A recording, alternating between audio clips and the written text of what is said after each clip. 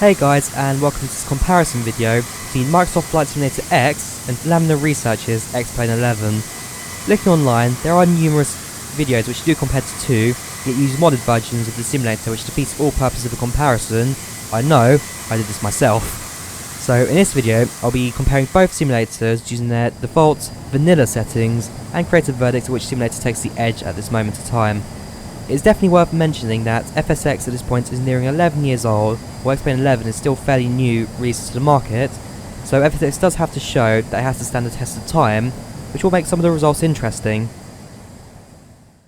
I'll be comparing both simulators over 7 different factors: its range of aircraft, its quality of aircraft, its default ground scenery, its night environments, the simulator's stability, the simulator modability and customization, and the most important of all, the flight dynamics. First of all, the range of aircraft in both games. As default, FSX comes with 30 different aircraft and variations, which range from general aviation to commercial to even historical fleets. X-Plane 11 arrives with a total of just 22 aircraft, with a wide variety of types, from general aviation such as Cessna 172 to commercial airlines of the 73 and 747s. As you are just comparing the variation of aircraft in the simulator and nothing else at this point, it shows that FSX did include more content from the get-go, meaning this will win the first points. Next we take a look at the quality of each aircraft that comes packaged with the simulator. This section specifically looks at the modelling and sound. FSX aircraft are old, low in quality, and for most people were replaced by add-ons years ago. Most default sounds are also fairly poor samples, with the odd aircraft actually sounding realistic.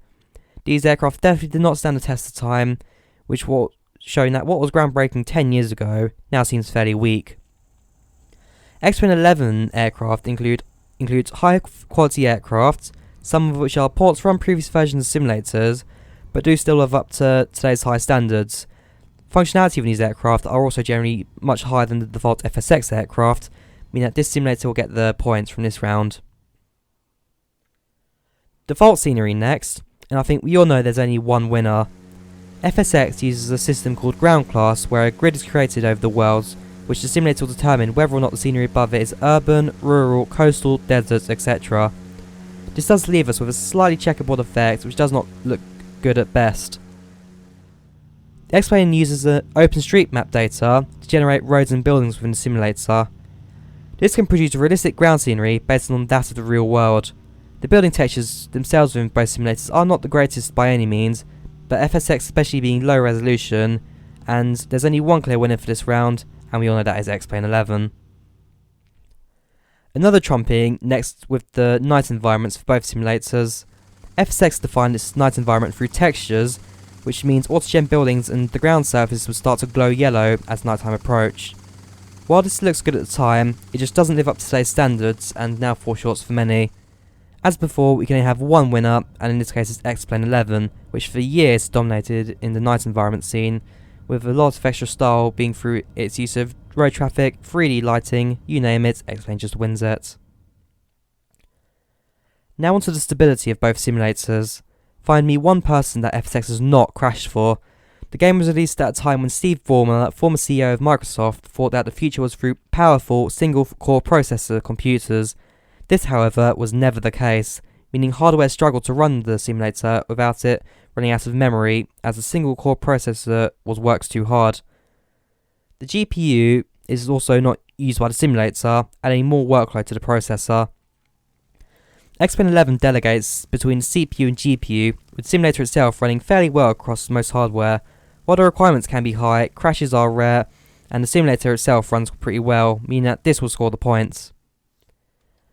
Both simulators can be modded with a range of extra add-ons, payware and freeware. X-Plane has had a long history of modding, with aircraft being developed all the way back through X-Plane 11 and beyond, with many of these still compatible today with X-Plane 11. This gives the user a lot of aircraft and scenery to choose from, but I will however give this points to FSX as it just has more available to it. When you look back at major developers such as PMDG and Aerosoft, they've barely scratched the surface with X-Plane mods, and for years FSX has had a majority of the market share.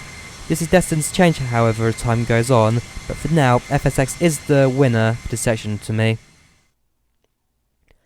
Finally, we go to the most important aspects of any flight simulator, the flight dynamics. FSX uses predefined values within its .cab files within all aircraft, giving the aircraft its set flying capabilities with minimal leeway around that. Flying can be too easy as such, with most aircraft not feeling the most realistic within the simulator. X-Plane 11 uses a system called airfoils, where the airflow around the aircraft is accurately portrayed into the simulator based on its exterior model, and does get affected by the weather conditions, payload, fuel weight, centre of gravity and more. The airfoil system itself goes into a lot of depth, more than I can explain, so for this the only winner can be X-Plane 11.